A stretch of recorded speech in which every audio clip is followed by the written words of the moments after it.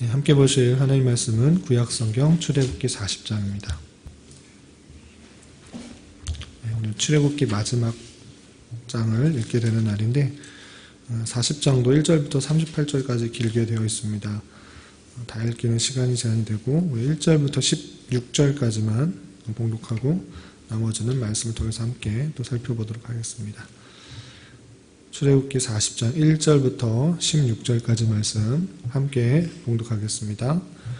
여호와께서 모세에게 말씀하여 이르시되 너는 첫째 달 초하루에 성막 곧 회막을 세우고 또 증거궤를 들여놓고 또 휘장으로 그 궤를 가리고 또 상을 들여놓고 그 위에 물품을 진설하고 등잔대를 들여놓아 불을 켜고 또 금향단을 증거궤 앞에 두고 성막문에 휘장을 달고 또 번제단을 회막의 성문 문 앞에 놓고 또 물두멍을 회막과 제단 사이에 놓고 그 속에 물을 담고 또 뜰 주위에 포장을 치고 뜰 문 위에 휘장을 달고 또 관유를 가져다가 성막과 그 안에 있는 모든 것에 발라 그것과 그 모든 기구를 거룩하게 하라. 그것이 거룩하리라. 너는 또 번제단과 그 모든 기구에 발라 그 안을 거룩하게 하라. 그 제단이 지극히 거룩하리라. 너는 또 물두멍과 그 받침에 발라 거룩하게 하고 너는 또 아론과 그 아들들의 회막 문으로 데려다가 물로 씻기고 아론에게 거룩한 옷을 입히고 그에게 기름을 부어 거룩하게 하여 그가 내게 네 제사장 직분을 행하게 하라. 너는 또 그 아들들을 데려다가 그들에게 겉옷을 입히고 그 아버지에게 기름을 부음같이 그들에게도 부어서 그들이 내게 제사장의 직분을 행하게 하라. 그들이 기름 부음을 받았은즉 대대로 영영이 제사장이 되리라 하시매 모세와 그같이 행하되 곧 여호와께서 자기에게 명령하신 대로 다 행하였더라. 아멘. 이 시간에도 여기까지 나오신 여러분들 위해 하나님의 크신 은혜가 함께하기를 진심으로 기원합니다. 오늘 말씀 읽기 본문은 출애굽기의 마지막 장 40장인데 40장을 통해서 또 오늘날 어떤 것들을 우리에게 적용하며 실천할 수 있을지 생각해 보도록 하겠습니다. 우선 말씀드린 것처럼 출애굽기 25장부터 31장까지는 하나님께서 성막과 여러 가지 기구들을 어떻게 만들어야 될지 그것을 자세하게 그 모양에 대해서 설명해 주셨고 그 내용에 따라서 오홀리압과 또 부살렐 그리고 여러 지혜 있는 자들이 연구하여서 실제로 만들었다는 내용이 35장부터 39장까지 자세하게 나옵니다. 그래서 25장부터 31장까지는 어떻게 만들어야 되는지에 대해서 자세하게 설명되었다면 35장부터 39장까지는 그대로 말씀하신 대로 그대로 만들었다는 내용이 반복해서 나오게 됩니다. 그래서 하나하나 내용들이 어떻게 만들어졌는지를 반복해서 설명해 주었는데 이렇게 반복해서 굳이 이렇게 설명한 이유가 무엇인가 했을 때는 그만큼 그 만드는 것이 중요했다라는 것들을 우리는 앞서서 설명해 드렸습니다. 그리고 오늘 말씀에 있어서도 그 다 물건들을 만들어서 모세에게 가져왔을진데 그 만든 물건 하나하나를 배치하는 것도 하나님께서 순서를 정해 주셨습니다. 어떤 순서로 성막의 여러 가지 기구들을 안치시킬 것인가 이것들을 설명해 주셨고 또 그대로 행하였다라는 내용이 또 나오게 됩니다. 그 내용이 2절부터 40장 2절부터 8절까지 어떻게 회막 안에 기구들을 안치시킬 것인가를 설명해 주고 있고요. 17절부터 우리 읽지는 않았지만 33절까지 그대로 하나하나 안치했다라는 것들을 설명해 주고 있는 것입니다. 그리고 그 사이에 9절부터 16절까지는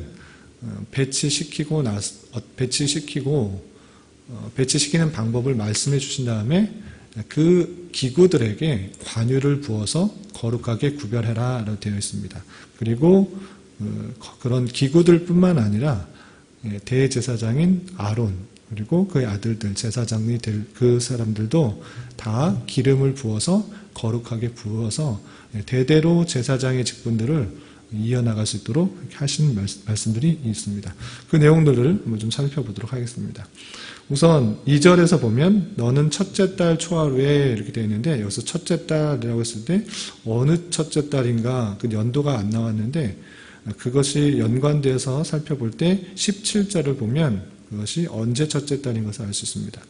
왜냐하면 첫째 달 초하루에 성막 곧 회막을 세우라 이렇게 명령했을진데 실제로 행한 것이 17절에 둘째 해 첫째 달이라고 했기 때문에 그래서 둘째 해, 출애굽한 둘째 해, 첫째 해는 아니고 1년이 지난 후 첫째 달인 것입니다.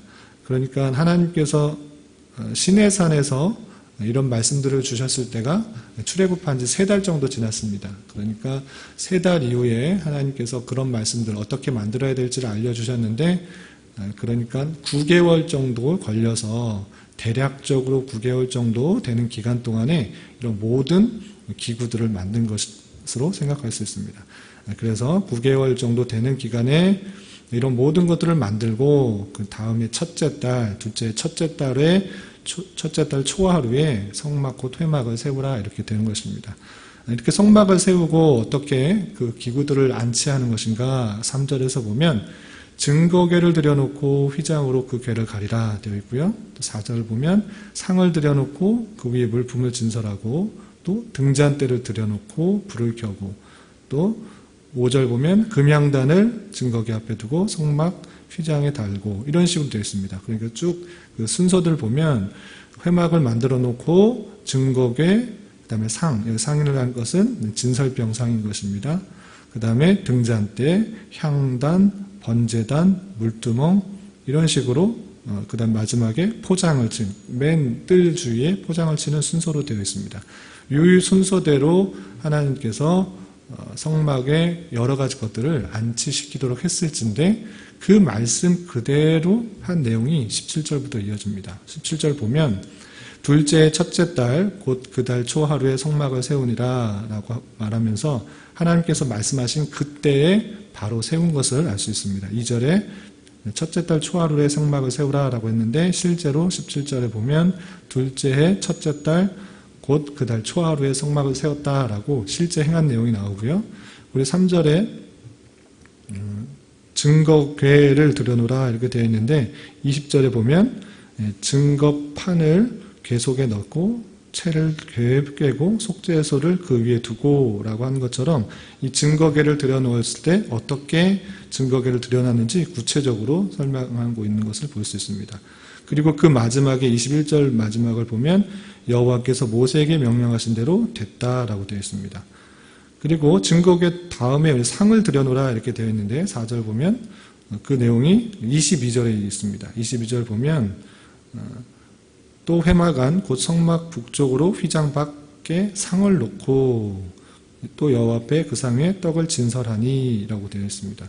그러니까 순서도 그대로 맞춰서 행한 것을 볼 수 있습니다. 그리고 그 마지막에 23절 보면 여호와께서 모세에게 명령하신 대로 되니라 라고 표현되어 있고요. 상 다음에 놓아야 될 것이 무엇인가 라고 했을 때는 4절 후반절에 보면 등잔대를 들여놓고 불을 켜라 라고 되어 있는데 24절 보면 회막안 곧 성막 남쪽에 등잔대를 놓아 상과 마주하게 하고 이렇게 한 것처럼 그 순서도 맞춰서 등잔대를 또 설치한 것을 볼 수 있습니다. 그리고 그 마지막 25절 보면 여호와께서 모세에게 명령하신 대로 되니라 라고 되어 있고요. 또 네 번째 둔 것이 무엇인가 5절에 보면 등잔대 다음에 향단을 두어라고 되어 있습니다. 향단을 증거궤 앞에 두라 이렇게 되어 있는데 26절 보면 또 그 향단을 회막안 휘장 앞에 두고 그 위에 향기로운 향을 사르니 이렇게 순서까지 맞춰놓고 또 그 마지막 27절에 보면 여호와께서 모세에게 명령하신 대로 되니라 라고 되어 있습니다. 그러니까 하나님께서 날짜를 정해주시고 성막을 어떻게 배치해야 될지 설명해 주셨을진데 그 순서대로 하나하나 안치시키고 끝에 반복해서 표현하는 것은 무엇인가? 여호와께서 모세에게 명령하신 대로 되니라 라고 한 것입니다. 그것이 순서대로 회막, 증거궤, 상, 등잔대, 향단, 번제단, 물두멍, 포장 이렇게 있을진데 그것을 순서대로 그대로 행하고 여호와께서 모세에게 명령하신 대로 되니라 라고 반복하면서 표시하면서 그 말씀 그대로 순종하고 있는 그 모습을 살펴볼 수 있습니다. 그리고 그 사이에 아까 말씀드린 것처럼 하나님께서 그렇게 순서대로 하라고 하신 이후에 또 하나 하라는 것들이 있는데 무엇이었냐면 관유를 가져다가 성막과 그 안에 있는 모든 것에 바르라고 되어 있습니다. 그리고 아론과 그의 아들들에게 옷을 씻기고 옷을 입히고 또 기름을 부어서 거룩하게 하라라고 되어 있습니다. 그래서 특별히 관유를 바르는 그 행위는 구별되었다는 뜻으로서 거룩하다라는 것을 뜻하는 것입니다. 그래서 그냥 만든 것으로 끝나는 것이 아니라 관유를 붓는 행위를 통하여서 그것이 하나님께 구별된 그런 물건이다라는 것들을 표현해 주기 위해서 관유를 받도록 했고 그 성막 안에 있는 기구뿐만 아니라 그것들을 감당해야 할 아론과 그의 아들들에게까지도 기름을 부어서 거룩하게 구별되게 하신 그 내용들을 볼 수 있습니다. 그런데 이 내용들은 꼭 반복해서 하나님 말씀이 있을진데 반복해서 똑같이 그렇게 했다라고 표현하지 않고 16절에 그냥 한 구절로 이렇게 표현하고 있습니다. 16절에 모세가 그같이 행하되 곧 여호와께서 자기에게 명령하신 대로 다 행하였더라라고 한마디로 그 모든 것들을 순종했다고 표현했습니다. 성막의 기구들과 또 기구들에 배치하는 것, 또 만든 것은 하나님께서 말씀하신 그대로 다 반복해서 했던 것들을 기록하고 있는데 그런 것이 아니라 그냥 기름 부으라고 했던 것들은 그냥 한마디로 모세가 그같이 행하였다. 여호와께서 자기에게 명령하신 대로 다 행하였다라고 그냥 한마디로 그 말씀에 순종한 것을 볼 수 있습니다. 그러니까 이것을 통해서 성막의 기구들이 얼마나 만드는 것과 배치하는 것이 중요한지를 다시 한번 생각해 볼 수 있습니다. 그만큼 계속적으로 반복해서 기술하는 것을 통하여서 이 성막의 내용들이 신앙의 핵심들이라는 것들을 보여주고 있는 것입니다. 이렇게 모든 것을 만들고 그 배치까지도 하나님께서 설명해 주셨을진데 그대로 다 행한 후에 어떤 일들이 있었는가 33절에 그 마치는 내용들이 있는데 33절 보면 그는 또 성막과 제단 주위 뜰에 포장을 치고 뜰 문에 휘장을 다니라 모세가 이같이 역사를 마치니 이 모든 것들을 그 말씀대로 다 행한 것입니다. 그러고 나서 어떤 일이 있었는가 보면 34절에 구름이 회막에 덮이고 여호와의 영광이 성막에 충만했다라고 되어 있습니다. 그렇게 모든 그런 성막의 그런 역사들을 다 마칠 때 구름이 회막에 덮여서 여호와의 영광이 가득하였다라고 한 것입니다. 그 영광이 얼마나 가득했는가 하나님의 임재 또 하나님의 구름으로 표현되는 그런 영광이 얼마나 충만하였는가라고 했을 때는 모세조차 하나님과 대면하려고 했던 하나님과 친밀하게 또 대화하였던 그 모세조차 그 회막에 들어갈 수 없는 그런 영광이 있었던 것을 볼 수 있습니다. 35절 보면 모세가 회막에 들어갈 수 없었으니 회막에 들어갈 수 없었다. 왜? 여호와의 영광이 성막에 충만했을 때 회막에 들어갈 수 없었으니 이는 구름이 회막 위에 덮이고 여호와의 영광이 성막에 충만하였기 때문이다 라고 표현하고 있습니다. 모세조차 그 영광이 너무 충만하여서 회막에 들어갈 수 없었다라고 표현하고 있습니다. 그리고 36절부터 38절까지는 그렇게 낮에는 구름으로 또 밤에는 불로써 그들을 지키시며 또 그들의 앞길을 인도하여 주시는 하나님에 대해서 설명하고 있습니다. 36절 이하 38절 보면 구름이 성막 위에서 떠오를 때에는 이스라엘 자손이 그 모든 행진하는 길에 앞으로 나갔고 구름이 그 하나님의 영광이 인도하여서 떠올라서 이동하게 되면 그것을 따라 이스라엘 자손이 나아갔다라는 것입니다. 그리고 37절 보면 구름이 떠오르지 않을 때는 떠오른 날까지 나아가지 아니하였다. 그 구름이 가만히 있을 때는 그대로 거기서 진치고 있었던 것입니다. 그래서 38절 보면 낮에는 여호와의 구름이 성막 위에 있고 밤에는 불이 그 구름 가운데 있음을 이스라엘 온 족속이 그 모든 행진하는 길에서 그들의 눈으로 보았더라 라고 말하면서 낮에는 구름 기둥으로 밤에는 불 기둥으로 그들을 지켜 보호하시는 하나님이 계속 이어졌다라고 이렇게 표현하고 있는 것입니다. 이런 말씀을 생각하면서 생각해 볼 것은 우리는 계속적으로 반복돼서 설명하였지만 우리가 믿는 기독교는 계시의 종교라는 것입니다. 그러니까 하나님의 말씀이 주어지고 그 말씀이 무엇인지를 살펴 그 말씀에 순종하는 종교라 할 수 있는 것입니다. 계시의 말씀인 성경이 있을진데 성경이 우리에게 주시는 말씀이 무엇인지를 잘 살펴 우리는 행동하고 살아가고 또 구원 얻는 방도를 얻는다라는 것입니다. 내 생각과 판단, 또 내 느낌과 감정, 내 노력이 아니라 그것에 앞서서 우리에게 어떤 말씀을 주시는지를 잘 살펴야 되는 것입니다. 그래서 더욱더 하나님께서 우리에게 원하시는 것들이 무엇인지를 말씀을 통해 잘 살펴나가는 그런 자세가 있어야 될 것입니다. 이미 주신 말씀이 있을진데 그 말씀 읽기를 게을리하고 또 그것의 내용들을 알아가기에 게을리한다면 참다운 그런 기독교, 참다운 신앙의 내용들을 얻을 수 없을 것입니다. 더욱더 말씀을 통해서 하나님께서 원하시는 뜻을 잘 알아가기에 힘써야 될 것이고 또 한 가지 생각해야 될 것은 그때 당시만 출애굽 당시에만 하나님께서 불기둥과 구름기둥으로 이스라엘 백성들을 인도하시는 것이 아니라 오늘날에도 하나님께서 우리와 함께하여 주시며 또 구름기둥과 불기둥과 같은 심정으로 다양한 환경과 사건을 통해 또 말씀을 통해 인도하여 주신다는 것들을 잊지 말아야 될 것입니다.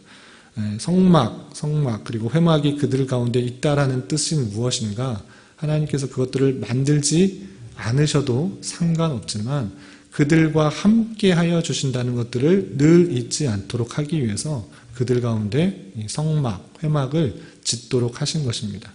그러한 것처럼 오늘날에도 우리와 함께 하시는 하나님을 늘 생각해 할 수 있어야 될 것입니다. 그것이 임마누엘 하나님이실진데 늘 우리와 함께하여 주셔서 우리의 갈 길을 인도해 주시는 그 하나님, 지켜보아해 주시는 하나님을 느낄 수 있어야 될 것입니다. 다양한 환경과 사건을 통해서 또 말씀을 통해서 우리에게 말씀하여 주시고 인도해 주시는 하나님을 느낌으로 말미암아 늘 감사와 찬송을 돌리며 하나님의 말씀대로 살아가기 힘쓰는 저와 여러분이 되시기를 주님의 이름으로 부탁을 드리겠습니다. 기도하겠습니다.